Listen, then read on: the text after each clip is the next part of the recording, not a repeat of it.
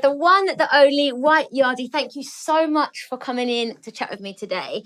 Now, I know you from your comedy. I want to know a bit about before that. So, where it started, where you're from, where you moved to, and then just how you got into the comedy and when you knew you was a funny guy. Well, I still don't even feel like I'm a funny guy, to be honest. Comedy kind of accidentally happened to me. Yeah. That's actually the honest truth about it. I came into comedy about 2013 by accident. I never had any intentions of it. When I was going to school, I never did. One day I said, when I grow up, I want to be a comedian or nothing like that. It just accidentally happened by me doing videos on social media, people liking it and say, yo, you should do stand-up. Like, you're funny, like, try this. And that's what I did in 2013. And then from there, it's just been success after success. It just escalated. Yeah. So before that stage in 2013, what happened? How did you even get to where you are now? So where was you born? All right, so with the part where I was born and that, it's a very interesting documentary coming out about that. Amazing, Yes, I love that. Because obviously my story is a bit different from everybody else's as well, you know what I mean? Like being a white guy, coming from Jamaica, with a strong Jamaican accent. I've tried to slow it down a little bit because I want you to understand me, but it is a very interesting story. I know it catches a lot of people's attention. So we are working on a documentary to get that out, and it explains a lot about my upbringing and why I am the way I am. But I come from Jamaica, left Jamaica and came to England when I was 18 years old. And then since then I've been living here in the UK, started a family, done a few different jobs, and yeah, as I said, came into comedy later on in my life. It wasn't early in my career. I was late 20s when I got into comedy. Yeah, and one thing that stood out to me, which I think in a creative industry is so important, is that you've done it all yourself. You've independently made all your comedy, got your shows out there via yourself, and it's impressive. So how did you go about doing that? Well, back when I started as well, like social media was very... it wasn't like how it is now. Back then, I was there from the start. When I was on Instagram, where I mostly used at the time, Facebook was always there, but Instagram only had pictures. Yeah. That was all you could do, is just post pictures on there. So then before Instagram, there was another social media app that I was using to do videos, and the videos were getting shared, and I was getting a lot of following. So it was like I was gaining a fan base from what I was doing. So when I started to do stand-up and then Instagram changed and gave you 15-second videos, it's like, no, you have to start thinking, okay, how can I make funny videos in 15 seconds? Like, you have to make somebody laugh in that 15 seconds, where before I was using 36 seconds, so now I had to shorten it. Started to do them on Instagram. My Instagram started to grow, so I realized I have my own following. So when I went into the comedy industry, the stand-up world, it's like, all right, I have a following, which is kind of like you're doing the groundwork yourself. Yeah. Because normally a comedian has to like go around, do the open mics, try to make a name for himself on the circuit without the online presence before he can then independently start doing his own events.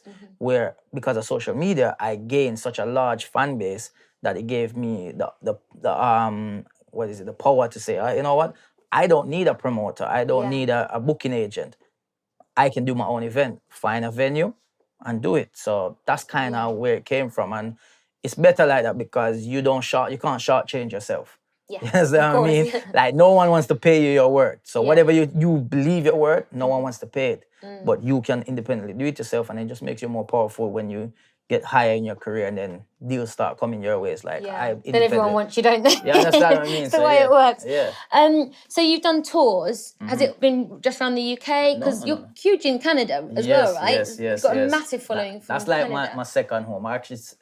Even yesterday, I was saying to myself, yo, I would move to Canada and live there like permanently. It's just the family. I have to convince them, like, we have to live in the snow for a couple of months and stuff like that because it's very cold there. But yeah, it's not just the UK. Again, because of the power of online presence, it gives you the opportunity for the world to see you, and then you build up your presence, build up your brand.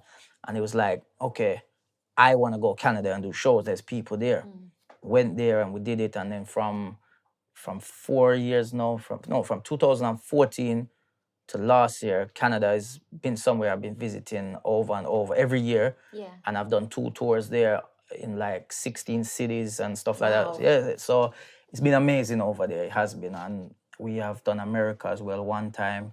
been to a couple Caribbean islands and stuff like that. So yeah, it is good. You get to go out, and that's what I like the most, is being able to go and perform for the people that have been supporting me from the start till now. Yeah, it's such a nice kind of way to have done it, because you doing it all yourself is also that you got that pride in what you've done, and it's all authentically you, and that's going to keep in a great following anyway, because when someone's authentic, I think it shows right through, doesn't it? So we've had a bit of a weird 2020, obviously, and for comedians in general, that's been a really hard time, because they've not been able to do shows. They've not been able to go out and perform. Even though people can go to the pubs, it's kind of like mind-boggling a bit that you're unable to perform. What I found was great about you as well is that you've used your initiative and thought, okay, well, I'm going to do online shows. And again, you've already got your fan base there, because that's where it all originated. So you've been able to kind of cope with 2020 a bit better? Yes and no in a way, because like 2020 coming, like, you know, it's like one of them horror movies. It came round and the world is coming to an end. I was like, what's going on here? Like, is this for real? Like, you know, first time in my life I have watched so much news. For the first month of COVID lockdown, the news channel was just on 24/7. Every time at 5 o'clock when Boris came on, everyone's like... No, my TV didn't turn off. I was even sleeping with it on just in case I hear something. Like, it was crazy. So obviously it happened. At first you're like, okay, we don't know what's happening. We all can make jokes about it. Seemed like we're locking down. For me, I couldn't make any jokes, because the actual weekend that Boris decided lockdown, I had shows that I've been promoting for 3 months. Oh, no. So now it's like, I have to cancel those. So it shut you down I had instantly. to, straight away. And then I'm like, okay, what's gonna happen? And then I had promoters calling me, had events, venues calling me saying, yeah, we have to stop. We can't go ahead, can't go. So it's like every month shows were just going. It was like, okay, when next am I working? Yeah. Do you understand what I mean? As I said, independently I do this. I don't have a big company behind me. I don't have I've never been on TV before, like doing work with them. So I don't have that to say, okay, I got that avenue. So it was like, okay, what can I do? And I did spend a lot of the quarantine just thinking of ideas to still keep people entertained at home, where I was just doing free content. I was doing live morning shows. I was doing live evening shows, like on my Instagram live. And we were just having fun, because we're all going through the bad times. Yeah. So it's like, my job is to make sure we all can go through this and be happy. Whether I'm happy at home, whether I'm going through problems, as a comedian, we don't show that. We're supposed to be able to express and help the following, the fan base, to say, get through this. I guess at that point, people needed a lift. We did. Like, you know, originally at lockdown, I thought 2 weeks and we'll be back to normal, but then it went on and on. And 4 months in, you start to think you gotta get something out there somehow. Start thinking about creating our only fan page or something. But I'll be your first customer. Yeah, like, well, thank you. I'll be happy with that. But no, like, seriously, it was crazy. And then even now, we still as comedians, as live performers, there's so much uncertainty over what can happen and what cannot happen. Now, there is some kind of leeway where you can perform at certain places. But it's not venues. It's not comedy venues.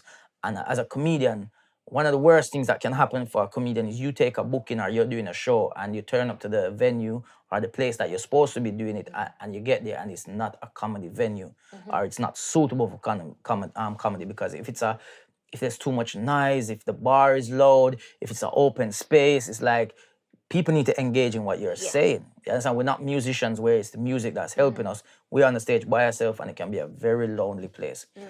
So one thing I've been doing over the years is collecting content of myself. So when I perform, when I do events, I try to get them filmed, get them recorded, and edit to the really like high quality level. So I have my own content as well.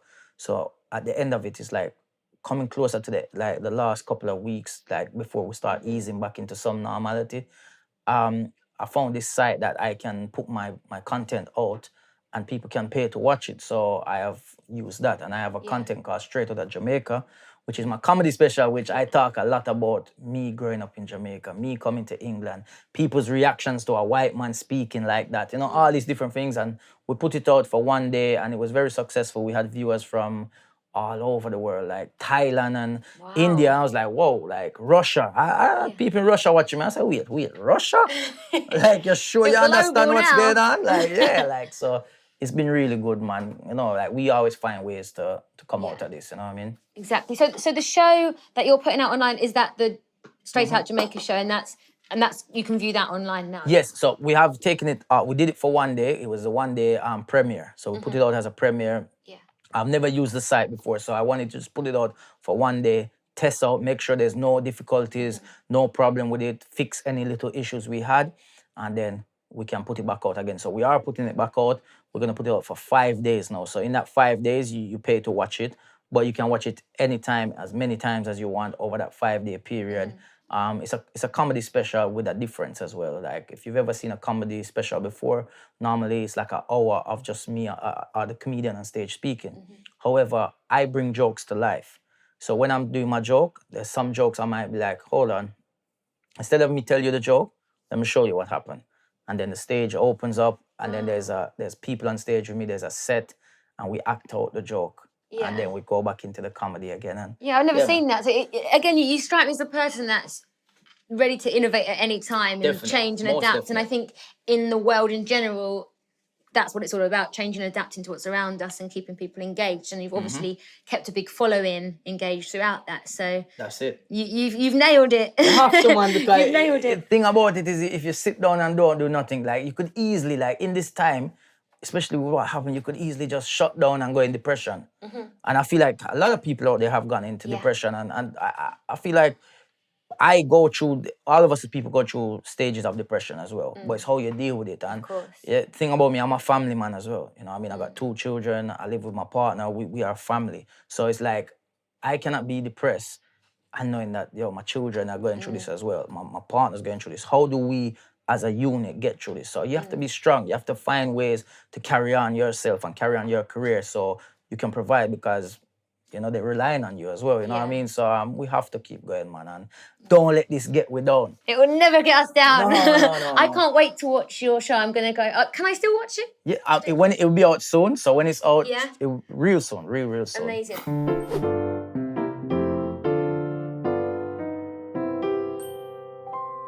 So what I'm going to do now is a quick fire round questions.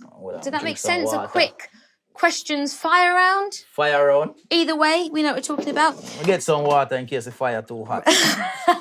Right, so out the fire. I'm going to ask 3 questions. Oh, I'm not asking you all of these, don't worry. I'm going to pick some out. That looks like a dictionary. You'll be here for about 6 months if I did all these. Put stuff at door with them. So you don't actually win anything, which is, I keep every person I've had in and doing these, I'm telling the producers off, because I feel like I'm asking you questions and there's no gain for you whatsoever, apart from the joy and knowledge that you've Is it general questions then? Well, I've got a comedy section here. Would you prefer that? Or would you like general knowledge? Let's try. Let's try.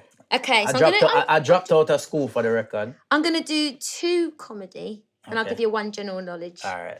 Okay. Wish me luck. So, good luck. Question 1. Who is Sebastian in Little Britain? A, the pregnant teen. P, the PM's secretary. Or C, a mad Scotsman?